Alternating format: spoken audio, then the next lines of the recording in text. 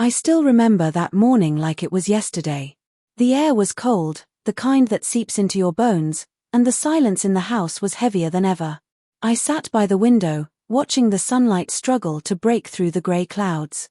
I had no idea that before the day ended, everything I thought I knew about my family, about love, loyalty, and trust, would shatter into 1,000 pieces.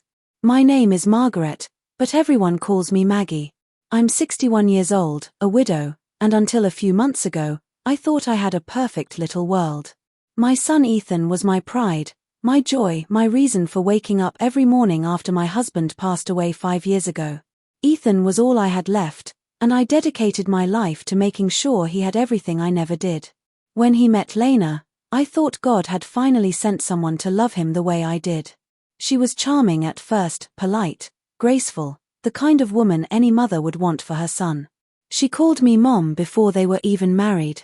She helped me with chores, brought me flowers, and always smiled sweetly when Ethan looked at her. I thought she was an angel. But angels can fall, and some fall hard. The day Ethan and Lena got married, I cried tears of joy. I remember holding Ethan's hands, telling him, "You've made me so proud, son. She's beautiful." He smiled, kissed my forehead, and said, "You'll always be my first love, Mom." I believed him. I shouldn't have. It started slowly, so slowly I didn't even notice the cracks forming in our home. Lena began changing after the wedding. She stopped coming into my room for morning coffee. She started locking their bedroom door at night. She began giving Ethan these little looks, silent signals that I didn't understand at first. And then, she started talking for him. Whenever I asked Ethan something about bills, plans, family dinners, Lena would answer before he even opened his mouth. "We're busy, Mom. Ethan doesn't want to go. It's not a good time." My son, the boy who once called me his best friend, began slipping away from me one quiet evening at a time. I tried to tell myself it was normal. Every son grows up. Every wife wants her husband's attention. But there was something different about Lena. Something that made my stomach twist when she smiled. She started whispering things, cruel, subtle things, when Ethan wasn't around. "Maybe it's time you think about moving out, Mom. This house is too big for you alone. Ethan and I need our privacy." I brushed it off at first, thinking she was just joking. But her tone, her eyes, told me otherwise. Then came the slap. It was a Saturday morning, bright and warm. I had cooked breakfast like I always did, pancakes, bacon, and fresh orange juice. Ethan loved my pancakes. It was a small tradition, one I held onto since he was a child. When they came downstairs, Lena didn't even look at me. She was scrolling through her phone, laughing at something on the screen. Ethan sat down quietly. "Good morning," I said softly. She didn't answer. I set a plate in front of her, and she pushed it away. "I told you we're going out for brunch, didn't I?" she snapped. I blinked, taken aback. "You didn't mention it, sweetheart." She slammed her phone on the table. "Don't call me sweetheart. I'm not your daughter." Ethan looked up, startled. Lena, but before he could say anything, she stood up, grabbed her purse, and turned to me with eyes full of venom. "You're suffocating him, Maggie. This is our house now. You need to stop acting like it's yours." And then it happened. Her hand came across my face, a sharp, burning slap that made my ears ring. For a second, I couldn't breathe. I just stood there, frozen, feeling the sting on my cheek and the shock in my chest. My own daughter-in-law, the woman I had welcomed into my home, had slapped me. "Lena," Ethan shouted, standing up. But she cut him off. "Don't you dare defend her. She's controlling you, Ethan. She treats you like a child." I looked at my son, my sweet boy, hoping he'd say something, anything to stop this madness. But he just stood there, torn, his eyes darting between us. Mom," he said finally, "maybe you should rest. We'll talk later." Rest? After what just happened? I felt my world crumble right there in the kitchen. That night, I cried myself to sleep. Not because of the pain, but because I realized something. Ethan wasn't the same anymore. The boy I raised was gone, replaced by a man I barely recognized. Over the next few weeks, things got worse. Lena started locking away documents, whispering on phone calls, and avoiding me completely. Ethan began coming home later and later, looking exhausted, defeated. Whenever I tried to talk to him, Lena would appear out of nowhere, wrap her arm around him, and say, "He's tired, Mom. Let him rest." Then one afternoon, it all came crashing down again. I was in the living room, sorting old photos of Ethan as a child, when Lena walked in holding her phone. Her face was cold, her tone sharper than ever. "I need the house keys," she said flatly. I looked up, confused. "Why?" She crossed her arms. "Because this is our home now. Ethan and I decided you should move into an apartment, something smaller, more suitable for someone your age." My hands began to tremble. "You can't be serious." "I'm very serious," she replied. "Give me the keys, Maggie." I stared at her, trying to find a hint of compassion in her face. There was none. Just a wall of icy hatred. I stood up slowly, clutching the keys in my palm. "This house, this was my husband's. We built it together. You can't just..." She stepped closer, her voice rising. I said, "Give me the damn keys." And before I could react, she snatched them from my hand and shoved me backward. I fell onto the couch, stunned. For the first time, I saw something dark, something dangerous in her eyes. It wasn't just greed or anger. It was a hunger for power, for control. At that moment, I realized, this wasn't about space or privacy.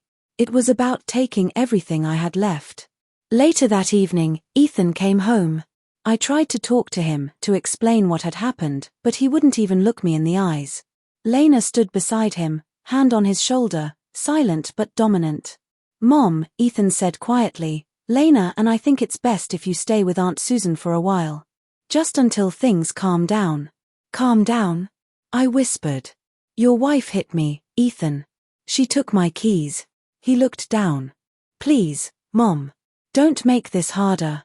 That's when I realized, she had won. Lena had taken my home, my son, and my peace, and she was only getting started. But what Lena didn't know, was that I still had one thing she couldn't steal, the truth.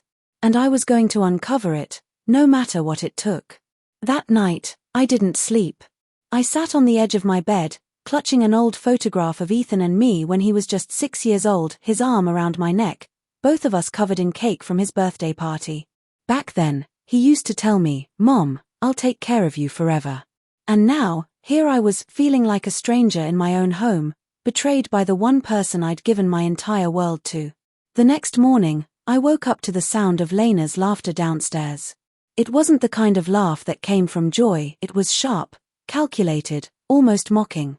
I stood at the top of the stairs and listened. "She'll leave soon," she was saying to someone on the phone. "I'll make sure of it. Once her name is off the papers, we'll have full control." My blood ran cold. "Off the papers? What papers?" I tiptoed down the hall and peeked around the corner. She was standing near the kitchen counter, her back to me, holding a stack of envelopes. When she turned, I caught a glimpse of the logo on one, a law firm. I stepped out quietly. "Lena, what's that?" She froze. Her fake smile appeared in an instant. "Oh, these. Just some property documents Ethan and I are sorting out." "Property documents?" I repeated. Why wasn't I told about them? She tilted her head, eyes glinting. "Because, Maggie, you're retired. You don't need to worry about paperwork anymore." The way she said my name, cold, dismissive, made something inside me snap. "This is my house, Lena. My name is on every inch of it." She took a step closer. Not for long. That moment, I saw her mask fall completely. The sweet, caring daughter-in-law I thought I knew had vanished. In her place was someone ruthless, manipulative, and worse, confident. That kind of confidence doesn't come from nowhere. It comes from knowing you've already won. I needed to understand what was happening, how she suddenly had so much control. So, I started watching. Listening. Waiting. Over the next few days, I noticed little things. Phone calls at odd hours. Packages arriving with no name on them. Ethan acting distant, guilty even. He'd leave early, come home late, and barely say 2 words to me. When I tried to ask, He'd just sigh and say, "Mom, please, don't make this harder." Every time he said that, it broke me a little more. What was he hiding from me? One evening, after they went out, I walked into their room. My hands trembled as I opened their dresser drawers, not out of disrespect, but out of desperation. I had to know what was going on. In the bottom drawer, under a pile of scarves, I found a thick folder. Inside were letters, bank statements, and a document that made my knees go weak, a deed transfer. It was addressed to a local law firm. The paper stated, "Transfer of property ownership from Margaret Hill to Ethan and Lena Hill." And at the bottom, a signature that looked just like mine. But I had never signed it. I sat down, heart pounding. My name, my signature, my home stolen from me without my knowledge. It was forged. My mind spun with questions. Who helped her? How long had this been going on? And most importantly, did Ethan know? I heard the front door open. Panic rushed through me. I shoved the folder back, ran to my room, and sat on the bed pretending to read a magazine. Moments later, Lena walked past my door. She paused for a moment, her eyes scanning my face. That smile again. The one that said she knew exactly what she was doing. That night, I confronted Ethan. "Ethan, we need to talk," I said softly, closing the door behind me. He was sitting on the couch, scrolling through his phone. "About what, Mom?" "I found the property documents." His head jerked up. "What documents?" "Don't lie to me, Ethan," I shouted, my voice trembling. "Lena is trying to transfer the house into both your names. My name has been forged." He stood, running his hands through his hair. "Mom, stop. You don't understand, no, you don't understand," I said, tears filling my eyes. "Your father built this house with his bare hands. Every nail, every brick, it's his memory. And she's trying to take it." He looked down, silent. The guilt in his eyes told me everything I needed to know. "You knew," I whispered. "You knew what she was doing." He didn't answer. "Ethan, please, tell me this isn't true."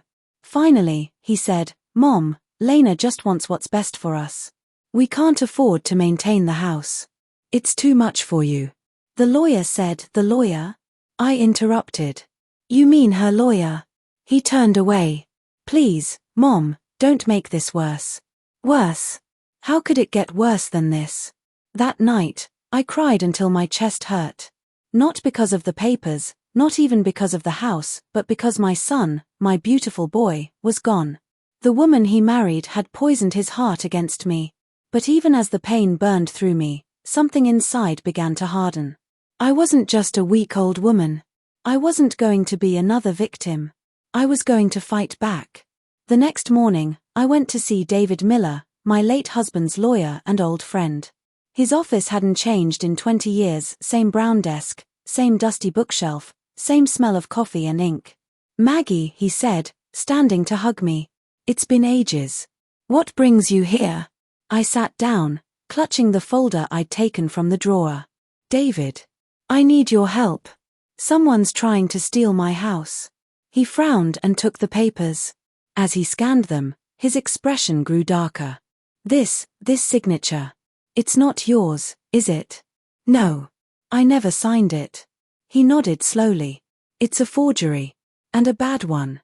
Whoever did this didn't expect you to find out." My hands shook. "Can we stop it?" He looked me in the eye. "Yes. But it won't be easy. We'll need to prove the forgery legally, and that means facing Ethan and Lena in court." I swallowed hard. "Then that's what I'll do." When I got home, Lena was sitting in the living room, sipping coffee like she owned the place. She looked up with that smug little grin. "Back from your walk, Maggie?" "Yes," I said, forcing a calm tone. "Had some errands to run." Her eyes narrowed. "You seem confident today." I smiled faintly. "Maybe I finally realized I'm not as helpless as you think." She tilted her head, smirking. "We'll see about that." As I walked away, I felt her gaze burning into my back, but for the first time in months, I didn't feel afraid. Because now, I had something stronger than fear. I had proof. The next few weeks were a war of silence. Lena pretended to be sweet whenever Ethan was around, cooking dinner, kissing him on the cheek, calling me mom again. But when he wasn't looking, she'd whisper things like, "Enjoy it while it lasts," or, "Soon this will all be over." I let her talk. Because I had a plan. David filed the case quietly, ensuring the documents were verified by handwriting experts. Within days, a notice was sent addressed to both Ethan and Lena demanding a response. That evening, when the envelope arrived, Lena's confidence finally cracked. I watched from the kitchen as she read the papers. Her face drained of color. "What is this?" she hissed at Ethan.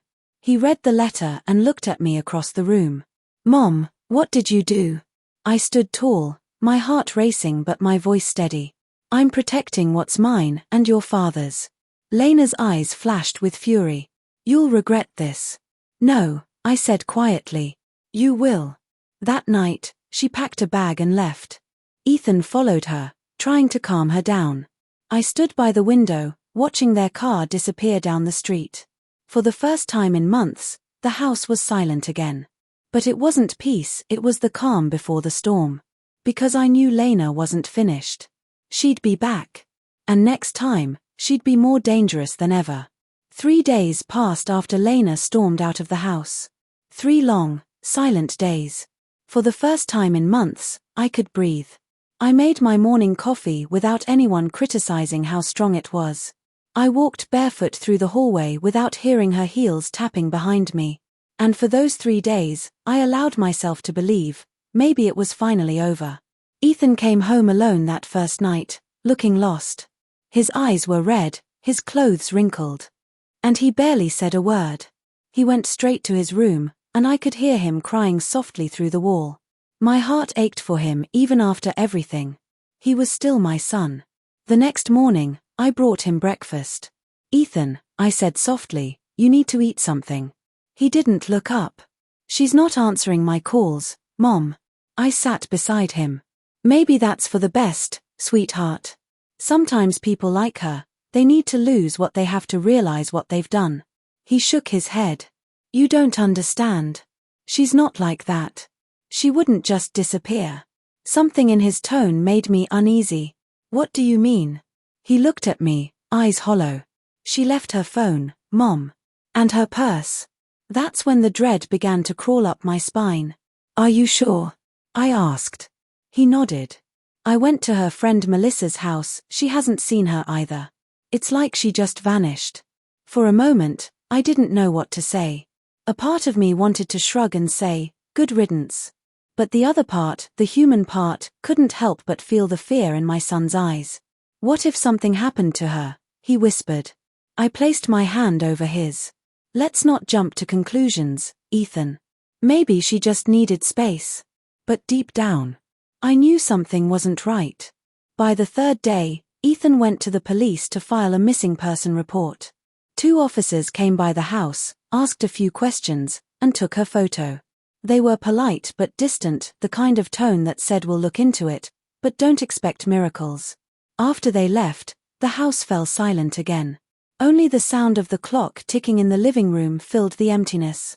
That night, as I walked down the hallway, I noticed something strange.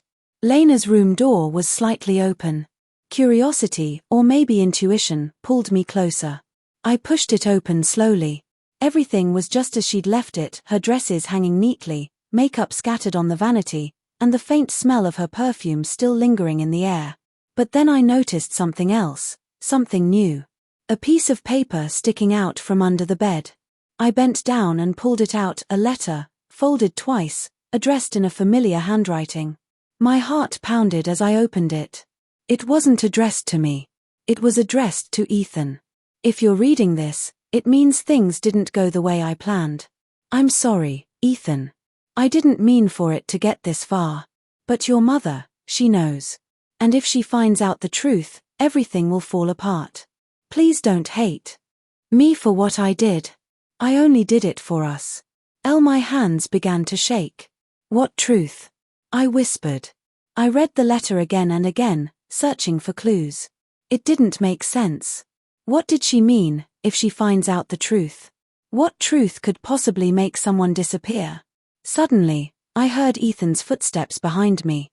"Mom! What are you doing in here?" I turned, hiding the letter behind my back. "I was just tidying up." He frowned. "You shouldn't be in here." "Ethan, have you found anything? Any clue about where she went?" He shook his head. "Nothing. It's like she vanished into thin air." His eyes were full of exhaustion, but also something else. Guilt. That night, I couldn't stop thinking about the letter. The words haunted me like a whisper in the dark. She knows. If she finds out the truth. What truth? I decided to dig deeper. The next morning, when Ethan went out to meet the police again, I searched Lena's things. This time, I checked every drawer, every purse, every little box hidden in the closet. And then, behind her jewelry case, I found a small USB drive taped to the wall. My hands trembled as I peeled it off. There was a note stuck beside it, written in Lena's neat handwriting, "For backup. Just in case." I plugged it into my old laptop. The screen blinked, and a folder opened with just one video file named Project E. I clicked play. At first, the screen was dark. Then, Lena's face appeared, sitting in what looked like a small office, her expression cold but nervous. "This is my insurance," she said to the camera. "If anything happens to me, someone will know the truth about Ethan Hill and his mother." My breath caught. She continued, "Ethan doesn't know the full story. He thinks I married him for love. But I had my reasons that go back years. Maggie Hill ruined my family. She might not remember, but I do." I froze. Ruined her family? What on earth was she talking about? "My father, Richard Lawson," she continued, "worked for her husband. He lost everything because of them. He went to prison because of her husband's mistake. And he died there. My mother lost her mind after that. I grew up with nothing. So yes, I wanted revenge. I wanted the house, the name, the piece she had stolen from us." I covered my mouth in shock. "Oh my God. But then, I met Ethan," she said softly. "And I didn't expect to fall in love. But once I did, it was too late. I couldn't stop. I needed the house, the papers, everything. For my father." The video ended abruptly. I sat there, trembling, the truth crashing down on me like a wave of ice. Lena's father, Richard Lawson. I remembered that name. He'd been one of my husband's employees 30 years ago. He was caught embezzling funds from the company, stealing from retirement accounts. My husband reported him, and yes, he went to prison. But it was his own doing. We didn't ruin him. He ruined himself. But Lena, she'd grown up believing a different story. And now her revenge had spiraled into something darker. I had to tell Ethan. When he came home, I sat him down and showed him the video. He watched in silence, his face pale as the truth unfolded. When it ended, he just sat there, completely still. "Ethan," I whispered. "She wasn't who she said she was." He buried his face in his hands. "My God, she married me for revenge." Tears welled up in my eyes. "I'm so sorry, sweetheart. I didn't know." He shook his head. "None of this makes sense. Why would she disappear now? Why leave that video? If she really wanted revenge, she'd stay." That's when a terrifying thought crossed my mind. What if she didn't leave? I said quietly. He looked up. "What are you saying? What if something happened to her and someone made it look like she ran away?" The days that followed were chaos. Police searched everywhere, hotels, hospitals, nearby towns. Nothing. It was like Lena had vanished off the face of the earth. Then one evening, a call came. Ethan answered, his face draining of color as he listened. When he hung up, he whispered, "They found her car." "Where?" I asked. "By the lake," he said faintly. "Abandoned. The same lake where we used to have picnics when Ethan was little. The same lake where his father taught him how to fish." We drove there immediately. The air was cold, the sky gray, and the sound of police radios filled the silence. The car was there, Lena's silver sedan, door open, keys still in the ignition. But no sign of Lena. The officer walked over. "No body found," he said. "But there's something else." He handed Ethan a small bracelet, delicate, silver, engraved with the letter L. Ethan clutched it tightly. His voice broke. "This is hers." I looked at the lake, dark and endless, waves rippling under the wind. And for the first time, I wondered if Lena's revenge had gone horribly, tragically wrong. That night, I couldn't shake the feeling that someone was watching us.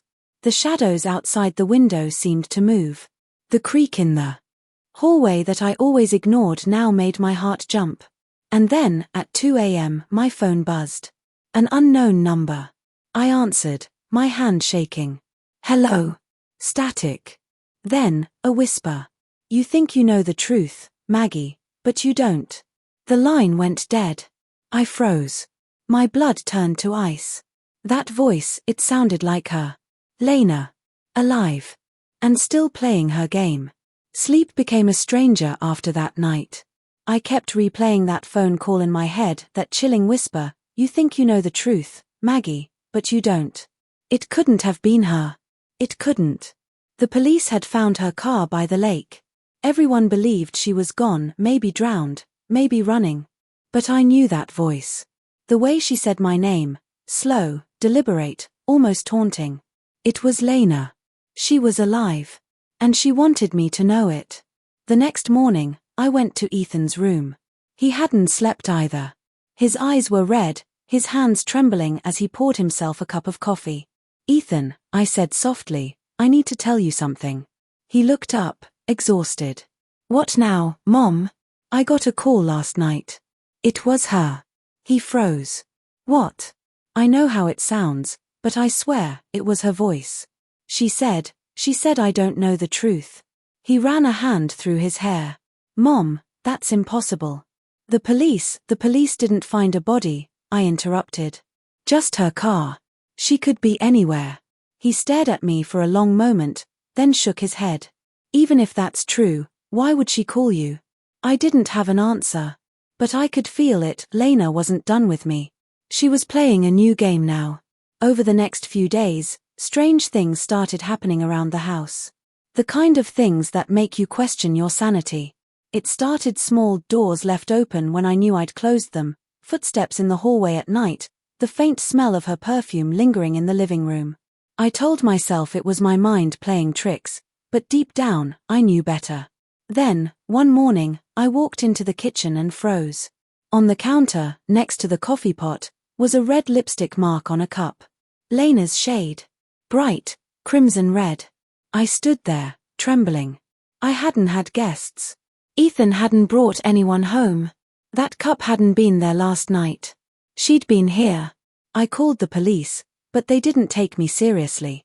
"There's no evidence of a break-in," the officer said. "Maybe you just forgot leaving it out." I almost screamed. I didn't forget. She was here. But he just nodded politely and left me with a pitying look, the same one people give when they think you've lost your mind. That night, I locked every door, every window, and left a light on in every room. Still, I couldn't shake the feeling that someone was watching me. At around midnight, I heard the faint creak of the front porch. My heart jumped. I grabbed the nearest thing I could find, a flashlight, and crept toward the sound. I peeked through the curtains. Nothing. Then, a shadow moved. Someone was standing in the yard. I turned on the porch light and gasped. It was Lena.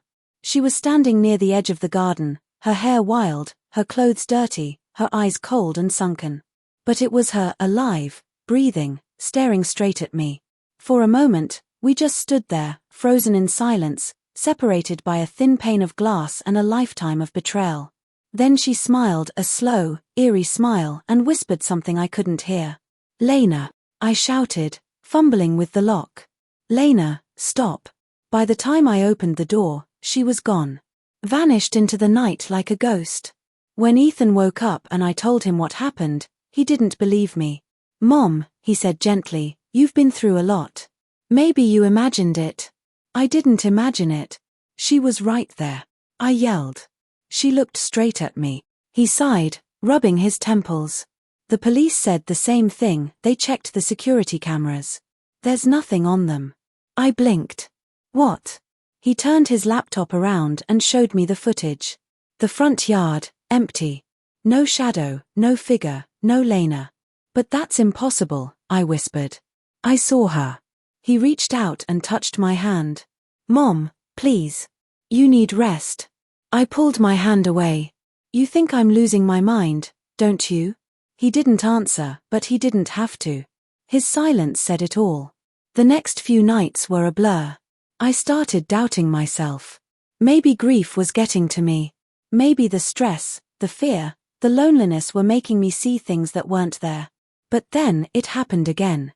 I was in the basement, sorting through old boxes, when I heard a soft thud behind me. I turned around, nothing. Then I noticed a small piece of paper on the floor. It hadn't been there before. I picked it up. One line, written in red ink, "You shouldn't have gone to the lawyer." My stomach dropped. The handwriting was hers. I ran upstairs, my heart pounding. Ethan wasn't home, he'd gone to the police station for another update. I locked every door and called David, the lawyer. "David," I whispered. "Someone's been in my house. Lena's alive. She's threatening me." He hesitated. "Maggie, are you safe right now?" "I don't know," I said, my voice breaking. "She left me a note." "I'll come by tomorrow," he said firmly. "We'll talk. Don't open the door for anyone tonight." I nodded, but deep down, I knew tomorrow might be too late. At 2:47 a.m., the sound of shattering glass ripped through the silence. I jumped out of bed. The living room window smashed. I grabbed my phone, ready to call 911, when I heard it, footsteps inside the house.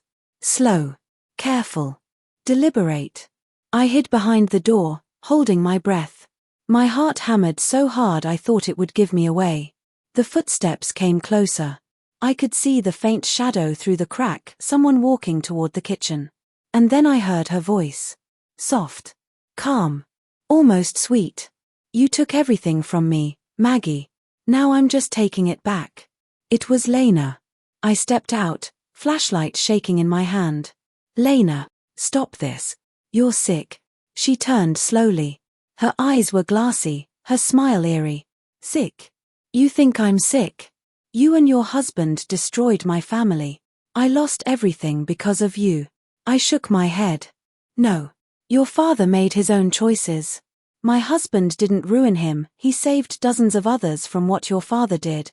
She took a step closer. "Liar." Her scream echoed through the house. I stumbled backward, terrified. Then, headlights. Ethan's car. Lena froze, panic flashing in her eyes. "He can't see me," she hissed.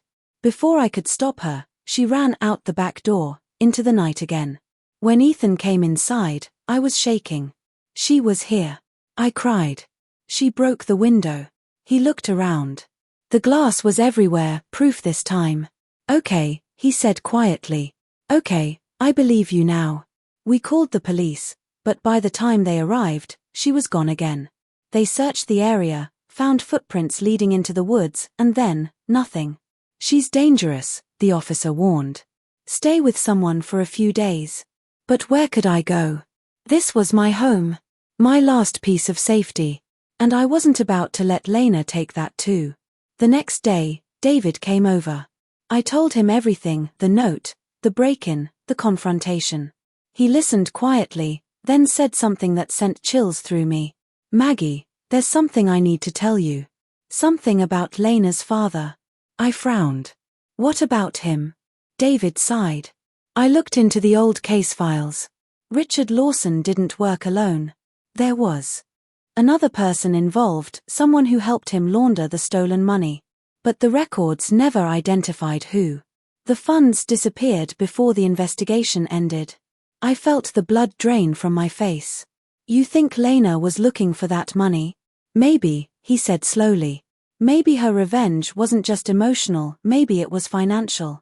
Maybe she believes you still have it." "But we didn't." I protested. "We lost money in that mess too." He nodded. "I know. But she doesn't believe that." That evening, Ethan packed a bag. "We're leaving," he said. "We'll stay at a motel until this is over." I looked around at my house, the photos, the curtains, the worn furniture that carried decades of memories. "She already took so much from me," I whispered. I'm not letting her take this too. He placed a hand on my shoulder. Mom, please. It's not safe here. Reluctantly, I agreed. As we drove away, I glanced back through the window one last time. The house stood there, silent, still, but I could swear just for a moment I saw a figure in the upstairs window. Watching. Waiting. Later that night, as I lay in the motel bed staring at the ceiling, my phone buzzed again. A new message. Unknown number. It said, "You left something behind." Attached was a photo. My living room. And sitting on the couch was my wedding album. But behind it, in the reflection of the window, was Lena's face. Smiling. The motel smelled like stale coffee and disinfectant. The kind of place where time seemed to stop, where everything was too quiet, too still. Ethan was asleep in the next bed, his arm draped over his face, trying to block out the flickering light from the neon sign outside. But I couldn't sleep. Not after that message. That photo, my house, my couch, my wedding album, and Lena's reflection in the window, it kept replaying in my head like a broken record. She was in my home. Again. She was watching me. Mocking me. I sat there, staring at my phone, the message glowing in the dark. You left something behind. What did she mean? I turned it over and over in my mind until the first light of dawn crept through the curtains. I couldn't take it anymore. I had to go back. When Ethan woke up, I was already dressed. Mom, what are you doing? He mumbled, still half asleep. I'm going home, I said firmly. I can't hide in this motel forever. He sat up, groaning. Mom, no. She could still be there. I don't care. This is my house, my life. I'm not letting her control me. He knew that tone, the one that meant I wouldn't back down. With a heavy sigh, he threw on his jacket. Fine. But we're going together. When we pulled into the driveway, the morning air felt heavy, thick with tension. The curtains I'd drawn tight before leaving were now wide open. Ethan frowned. You locked everything, right? I nodded slowly. Every door. Every window. We walked inside cautiously. The house felt wrong. Too quiet, too clean. Then I saw it, the album sitting on the coffee table, just like in the photo. I approached it slowly, every step echoing in the silence. The cover was slightly torn, the edges worn from years of memories. I opened it, page by page, and froze when I saw the last photo. It wasn't from my wedding. It was a picture of Lena, standing outside my house, smiling. And across the photo, written in red ink, were the words, "You were there too." My blood ran cold. Ethan, I whispered. She's trying to tell us something. He looked over my shoulder. What does that even mean? I don't know, but she wants me to remember something. Something I've forgotten. That evening, David called. Maggie, I found something in the old files you should see. It's about your husband and Richard Lawson. I agreed to meet him at his office. Ethan insisted on coming along. David spread out a few yellowed documents across his desk. These are old bank transfer records from 20 years ago, he explained. Your husband testified against Richard, remember? I nodded slowly. Yes. He was the whistleblower. David gave me a long look. Maybe not entirely. What do you mean? I asked. He handed me one of the papers. This transfer, it went through your husband's account. A week before Richard was arrested. I felt dizzy. No, that can't be right. My husband was a good man. I know, David said gently. But there's more. Richard transferred a portion of the stolen funds, over $200,000, to a joint account under both his and your husband's names. After the trial, that money vanished. I shook my head in disbelief. No, that's impossible. He never told me about this. David sighed. Lena might have found out. That would explain why she blames you. Ethan was silent. His jaw tightened.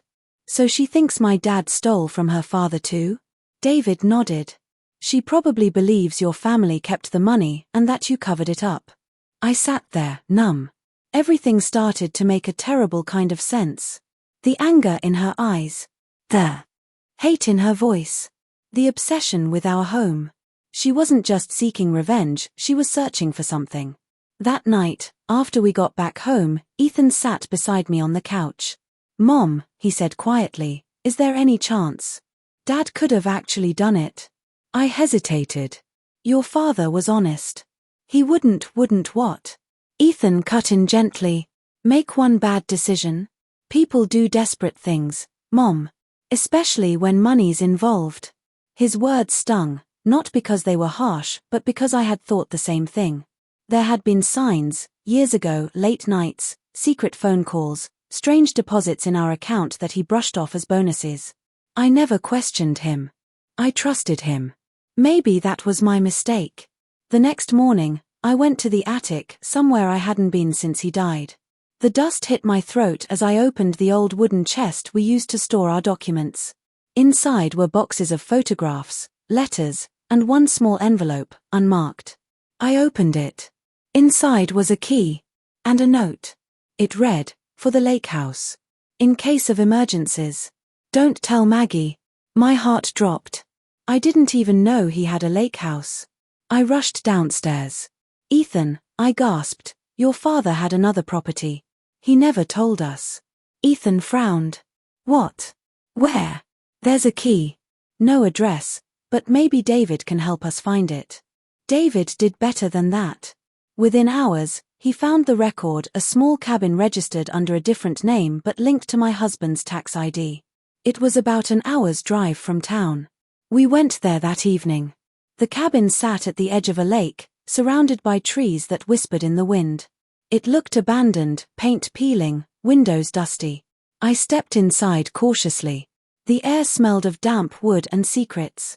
There was furniture covered in sheets, a fireplace filled with cold ashes, and a desk by the window. On the desk, an old metal box with a lock. I used the key from the envelope. It clicked open easily. Inside were documents, old bank statements, letters, and photos of Richard Lawson. And then, a USB drive. Ethan plugged it into his laptop.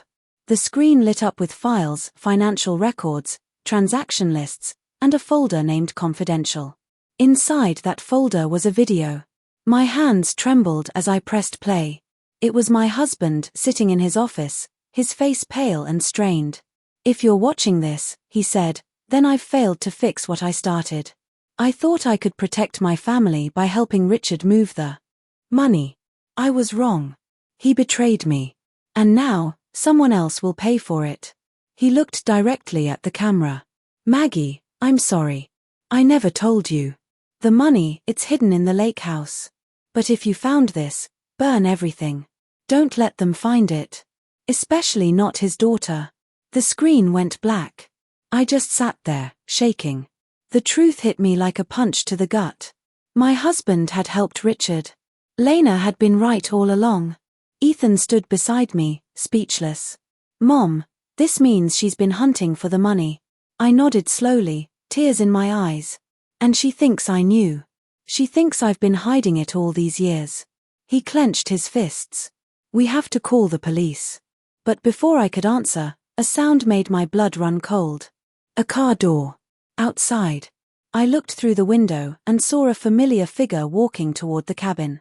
Lena. She'd found us. "Ethan," I whispered, "we have to go. Now." He grabbed my hand, and we slipped toward the back door. But before we could open it, her voice echoed from outside. "Don't run, Maggie. I just want what's mine." She was closer now. We could hear her footsteps on the porch. Ethan pulled me toward the woods behind the cabin. We ran, branches scratching our faces, leaves crunching under our feet. My heart pounded in my chest. Behind us, Lena's voice grew louder, furious, desperate. "You can't hide from the truth forever." We hid behind a fallen tree, gasping for breath. I clutched the USB in my hand. "She won't stop," I whispered. "Not until she gets it." Ethan nodded. "Then we destroy it. Like Dad said." I looked at the cabin through the trees, its windows glowing faintly under the fading sun. I thought about my husband's last words, about the years of lies, the pain, the anger. It had all led to this moment. "Let's finish it," I said. We walked back to the cabin. The door was open now. The wind howled through the cracks. Lena was inside, tearing through the drawers. She turned when she saw us. "Where is it?" she hissed. "Where's my father's money?" I held up the USB. "It's right here. But you'll never see it." Her eyes widened. "Don't you dare!" Before she could move, Ethan grabbed the oil lamp from the table and smashed it onto the floor. Flames burst to life instantly, spreading across the old wood. Lena screamed. We ran. By the time we reached the car, the cabin was engulfed in flames, the fire lighting up the lake, the smoke curling into the sky. I clutched Ethan's hand, tears streaming down my face. "It's over," I whispered. "It has to be." But deep down, I wasn't sure. Because somewhere behind those flames, I thought I heard her voice. Still calling my name. The fire burned all night. We sat in the car, parked a few hundred feet away, watching as the cabin and everything inside it turned to ash. The flames reflected in the lake like a mirror of destruction. Every crackling sound felt like a memory dying.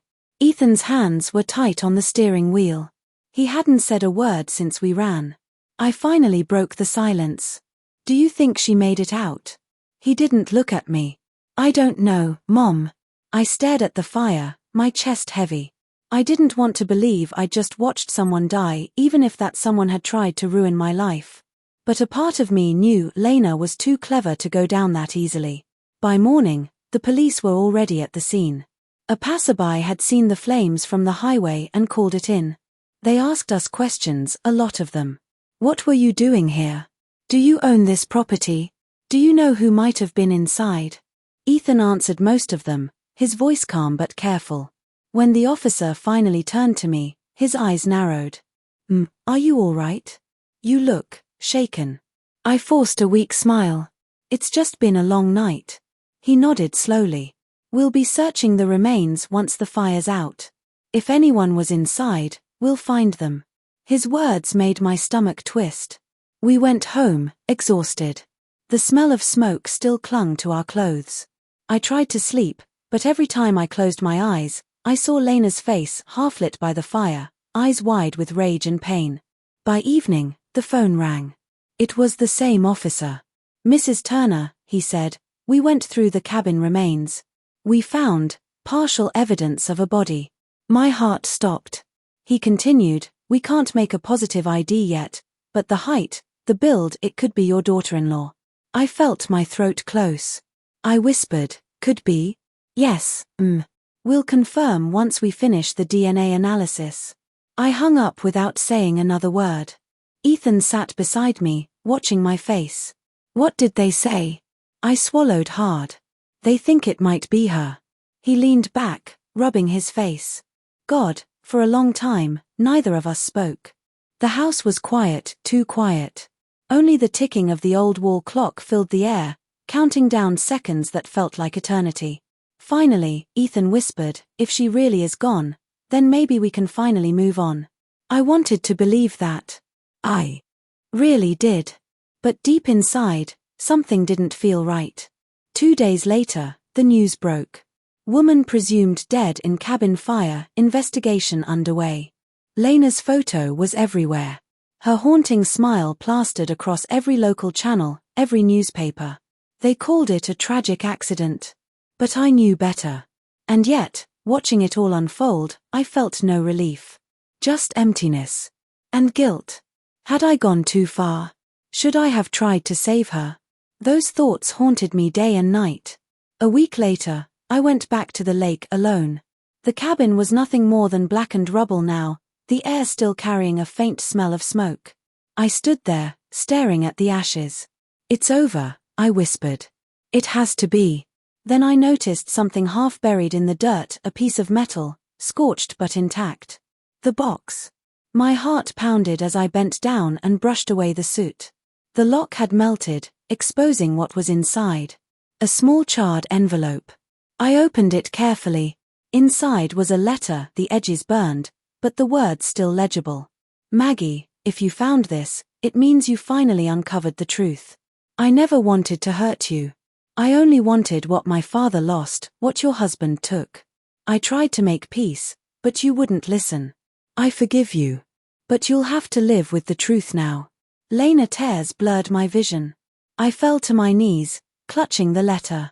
She hadn't come there to kill me. She'd come to talk. And I'd burned her alive. I didn't tell Ethan about the letter. Some truths were too heavy to share. Instead, I buried it by the lake, beneath an old tree, the same one where we'd once taken family photos when life was simpler. As I covered the soil with my hands, I whispered, "I'm sorry, Lena. For everything. But forgiveness doesn't come that easily." That night, I woke up to a sound, a faint knock at the front door. My breath caught. 3 knocks. Slow. Deliberate. I grabbed my robe and crept down the stairs, heart pounding in my chest. Through the peephole, nothing. I opened the door slightly, and there, on the porch, was a small, burnt piece of paper. I picked it up, trembling. It had 2 words written on it, smudged with ash, "Not over." My knees almost gave out. I looked around, the street was empty, silent. The cold wind brushed against my face, carrying the faint scent of smoke. I stumbled back inside, locking the door behind me. Was it her? Was it a cruel prank? Or had someone else survived that night? The next morning, Ethan found me sitting by the window, the paper clutched in my hand. "Mom," he said, worried, "what's that?" I hesitated. "It was on the porch. Last night." He frowned. "You're saying someone came here?" I nodded slowly. "Or, maybe she never died." He ran a hand through his hair. "Mom, the police confirmed the body, they think it was her," I cut in. "But what if it wasn't?" He looked frustrated. "You can't keep doing this to yourself." But I could see the doubt in his eyes too. A few days later, I received a call from Detective Moore, the lead investigator. "Mrs. Turner," he said, "we've confirmed the body from the cabin. It's not your daughter-in-law." My hand trembled. "What?" "It belonged to a man," he continued. "Likely a drifter who had been squatting there. We're still looking for your daughter-in-law." My heart dropped. "She's alive," I whispered. "Yes," the detective said grimly. "And if what you told us before was true, she might come for you again." That night, I couldn't stop pacing. Every creak in the floor, every gust of wind against the window made me flinch. Ethan tried to reassure me, but even he was nervous now. Then, just before midnight, my phone buzzed. A message. From an unknown number. "You burned the wrong house, Maggie." I dropped the phone, my body shaking. Ethan picked it up and read the message. "Oh my God," I grabbed his arm. "We need to go to the police," but before I could finish, another message came through. "You can't hide from me. You never could." And then a photo. It was taken from outside.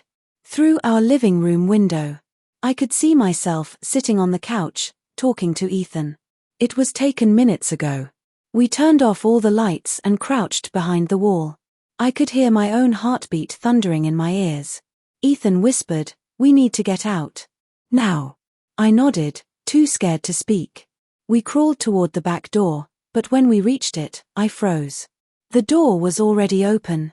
A cold breeze swept through the house. And then, from the darkness outside, a voice. "Leaving so soon, Maggie?" I spun around, flashlight trembling in my hands. She was standing there. Lena. Her hair was scorched at the ends, her skin pale and streaked with soot, but her eyes burned brighter than the fire that should have killed her. "I told you," she whispered, stepping closer, "it's not over." For the first time in months, my house was quiet, too quiet. The kind of quiet that hums in your ears, making your thoughts sound louder than they should. The neighbors' children weren't outside, the wind had stopped rattling the old oak, and even my own breath felt heavy. I sat on the edge of my bed, hands folded in my lap, staring at the folded letter Sarah had left behind. It wasn't a confession. Not really. It was more like a plea. A desperate cry from a woman who had been drowning in secrets no one noticed, not even me. I never meant for things to go this far. I just wanted to protect him. Those were the first lines. My hands trembled as I traced each word, trying to understand what she meant. Protect who? My son. From what? As I read further, the letter began to unravel a story far darker than I had imagined. Sarah hadn't been angry out of hatred, she had been terrified. Months before my son disappeared, he had gotten involved in something dangerous, something connected to a business deal gone wrong. He had borrowed money from people who didn't take no for an answer. Sarah had begged him to go to the police, but he refused. He thought he could fix it himself. Then the threats started, late-night calls, cars parked across the street, shadows moving past their windows. That's when Sarah's behavior began to change. Her anger, her paranoia, her desperation to control everything. It all made sense now. She wasn't protecting herself. She was protecting my son. The night she slapped me, the night she demanded my house keys, wasn't about power. It was about safety. She thought the people after him had found her. She wanted to hide in my house because she believed no one would think to look for them there. Tears burned my eyes. My chest felt tight, like 1,000 invisible hands were pressing against it. I had judged her, hated her, even without ever asking what she was fighting against. Then I reached the final paragraph of the letter. If anything happens to me, please don't hate me. Everything I did was to keep him safe. The keys, they're for the safe behind the wall. You'll find what you need there. My heart stopped. The safe. I had lived in that house for decades and never knew there was a hidden safe. I pushed away from the bed, clutching the letter, and hurried to the hallway. Behind the family portrait of me, my husband, and our son as a child, I felt along the wallpaper until my fingers brushed over a faint outline, a small metal panel. I pried it open. Inside was a safe, old, dusty, and locked with a simple combination dial. I tried my birthday, then my son's, then my late husband's. None worked. My mind raced back to the letter. The keys are for the safe. The spare house keys I had given her months ago were still on my dresser. I grabbed them, trying each one until I found a small bronze key that fit perfectly into a hidden slot beneath the dial. The safe clicked open with a soft metallic sigh. Inside were several things: a stack of papers, a small black notebook, a flash drive, and most haunting of all, a photograph. It was a picture of my son, standing beside two unfamiliar men. They looked rough, the kind of men who lived in shadows, not sunlight. On the back, someone had written in messy handwriting, "He owes us. Don't forget." I sat on the floor, clutching the photo to my chest as sobs tore through me. My boy, my sweet boy. He had been trapped, and I had been too blind to see it. The papers were loan documents, threats, and letters from people demanding repayment. The notebook was Sarah's diary, pages filled with fear, notes about phone calls, and details of strange vehicles parked outside.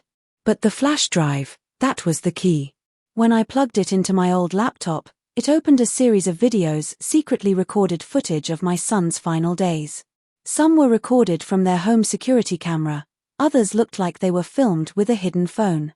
The first video showed my son pacing in their living room. He looked exhausted, eyes hollow, hands shaking. "Sarah, they're not backing off," he whispered. "If I don't pay them soon, they'll come after you.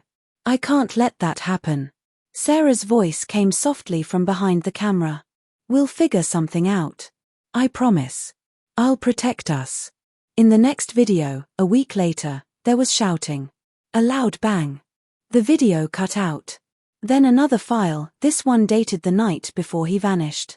It was my son again, sitting in his car, whispering into his phone. "Mom, if anything happens to me, please don't believe what they tell you. Sarah knows the truth." The screen went black. My breath caught. That was the same night he disappeared. The same night Sarah's entire world, our world, shattered. I couldn't move. Couldn't think. My tears blurred the words on the screen until everything melted into one aching blur of loss and regret. For hours, I sat there, watching, crying, piecing together the truth. Sarah hadn't betrayed us. She had been hunted. When I confronted her months ago, when she slapped me and screamed for my keys, she was already being watched. She couldn't tell me the truth because it would have put me in danger. And when she vanished after my son, maybe it wasn't by choice. As the night grew darker, a sudden noise startled me, a car door slamming outside. I turned off the laptop and peeked through the curtains. A black sedan sat across the street, headlights dimmed. My pulse quickened. I stepped back, heart racing, clutching the letter and the flash drive. The air in the room felt colder, heavier. Then my phone buzzed. A message from an unknown number. Stop looking. You don't know what you're doing. I froze.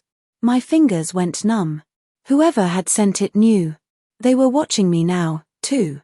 In that moment, fear washed over me, stronger than anything I'd ever felt.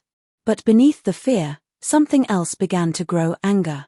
I had spent months being afraid, misunderstood, and broken. But now I knew the truth. My son's story wasn't over, and neither was Sarah's. I grabbed my coat, slipped the flash drive into my pocket, and stepped outside. The cold air hit my face like a warning. The black sedan's engine started. For a moment, I stood in the dark, staring straight at the car. Then I whispered, "You took my family. But I'm not done yet." The car drove away slowly, a silent threat disappearing into the night. But it didn't matter. I was no longer afraid. Because now, I had something they didn't: the truth. And I would make sure the world knew it, no matter what it cost me. The next morning, I woke up to the sound of my phone vibrating on the nightstand. For a second, I thought it was another threat, another warning from those faceless monsters watching me. But when I looked, the caller ID said unknown number.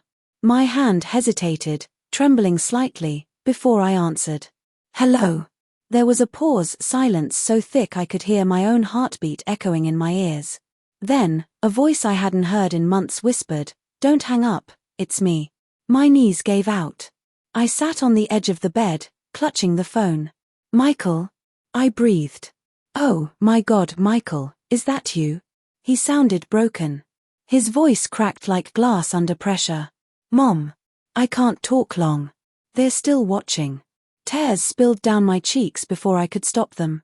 "I thought you were dead," I sobbed. "Sarah, she's gone too. I found your things, your videos." "I know," he interrupted softly. "She was trying to protect you. All of this, everything that happened, it wasn't her fault." My chest felt like it was caving in. "Then where are you? Why? Didn't you come home?" "I couldn't," he said, his voice shaking. "They made me disappear, Mom. I owed them too much. If I came back, they'd come for you. For Sarah." I tried to fix it, but his words broke off into static. "Michael?" I cried. "Michael, please." But the line went dead. I stared at the phone, my fingers digging into my palm. He was alive. My son, the boy I'd buried in my heart, mourned in my dreams, was alive. But he was trapped in something I didn't understand. I needed to find him. The next few days were a blur. I followed every clue Sarah had left: the notebook, the flash drive, the names in the loan documents. One stood out: Red Harbor Storage, Unit 34. I drove there at dawn, a cold fog hugging the streets. The storage facility sat at the edge of town, surrounded by barbed wire and silence. The manager, an older man with tired eyes, asked for an ID. When I gave Sarah's name, his expression changed, a flicker of recognition, followed by unease. "She hasn't been here in months," he said. "But, she told me if anyone came asking for her, I should give them this." He handed me a small envelope, sealed and heavy. Inside was a single key, small, silver, engraved with the number 34. My heart raced as I walked down the long row of storage units.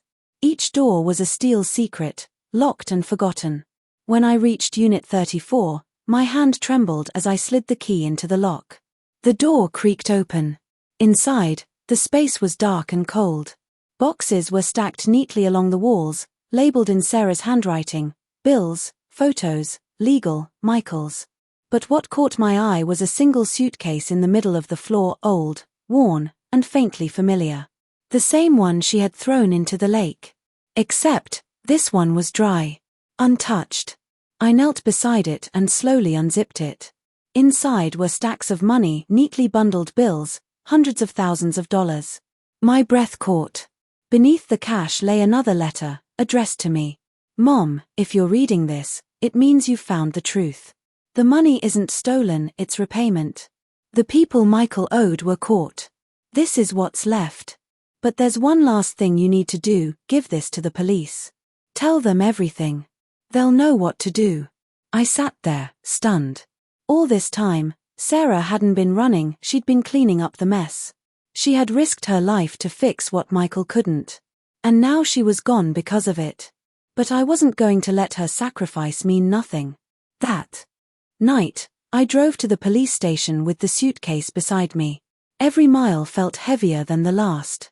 When I arrived, I met with Detective Harris, the same man who had closed Michael's case months ago, calling it a tragic disappearance. When I placed the suitcase on his desk and handed him the flash drive, his face changed. "Where did you get this?" he asked. "From Sarah," I said. "And if you're half the cop you say you are, you'll use it to find my son." He stared at me, then nodded slowly. "We'll look into it." I stood to leave, but before I could walk out, he said quietly, "Mrs. Thompson, be careful. If what's on that drive is real, you're not safe." I met his eyes. I stopped being safe the moment my son disappeared. 2 days later, I received a call. "Mrs. Thompson, this is Detective Harris. We've gone through the footage. You were right, your son's alive. And we think we know where he's been hiding." My knees nearly gave out. "Where?" I whispered. "An old cabin, north of Cedar Lake. It looks abandoned. We're sending a team, but we thought you should know first." Before he could say anything else, I hung up. I didn't care about the team. I was going there myself. The road to Cedar Lake was long and winding, lined with bare trees and fog that hung like ghosts in the air. By the time I reached the cabin, night had fallen. My headlights cut through the mist, revealing a small wooden structure, half buried in shadows. I stepped out, my breath visible in the cold. Every instinct screamed that I shouldn't be there, that I was walking straight into danger. But the thought of seeing my son again drowned out the fear. I pushed the door open. Inside, the air smelled of damp wood and smoke. Dust coated everything except for one corner, where a faint light flickered. Then I heard it. "Mom!" The voice was weak but unmistakable. I turned, and there he was, my son. Thinner, older, eyes haunted but alive. "Michael," I whispered, tears flooding my eyes. I ran to him and pulled him into my arms, feeling the warmth of his body, the tremble in his shoulders. He held me tightly, like a child again. "I didn't want you to get hurt," he said, voice cracking. "They were watching. They killed Sarah, Mom. She tried to save me." I shook my head. "No, baby. She saved us both. She gave me the truth." We stood there for what felt like forever, a mother and son clinging to what little was left of their shattered world. Then, from outside, a car engine roared. Headlights flashed through the window. Michael's face went pale. "They found us." Before I could speak, he grabbed my hand. "There's a back door, go." But I didn't move. "I'm not leaving you." He looked at me, that same determined look he had when he was little, and insisted on fixing things himself. "You have to, Mom. Please." Gunshots shattered the silence. The window behind us exploded in a shower of glass. Michael shoved me behind a wall, shielding me as bullets tore through the cabin. Outside, voices shouted rough, angry, desperate. "Get the files. Get the drive." Then sirens. Loud, piercing, coming fast. The shooters panicked, their footsteps fading into the woods. Moments later, police cars surrounded the cabin. Officers burst through the door, shouting commands. I screamed for Michael, but he was lying on the floor, blood seeping through his shirt. "Michael." I fell beside him, pressing my hands to his wound. His eyes fluttered open, a faint smile touching his lips. "You found me," he whispered. "You're going to be fine," I cried, holding him close. "They're here now. It's over." He shook his head weakly. Tell them Sarah was innocent." Then his hand went limp in mine. I screamed his name until my throat broke. The officers pulled me away, their voices distant, muffled by the sound of my own heart shattering. Weeks later, the headlines told the story. Crime syndicate exposed, police recover millions in extortion scheme. Sarah's name was cleared. The truth was finally out. But none of it brought him back. I still live in that old house. Some nights, I sit by the window with the letter and the photograph, my son's smile frozen in time. The wind outside carries echoes of the life I lost, but also the strength I found. Because even in the darkest silence, love never really dies. It just waits, like a key, for the moment you're ready to unlock it again.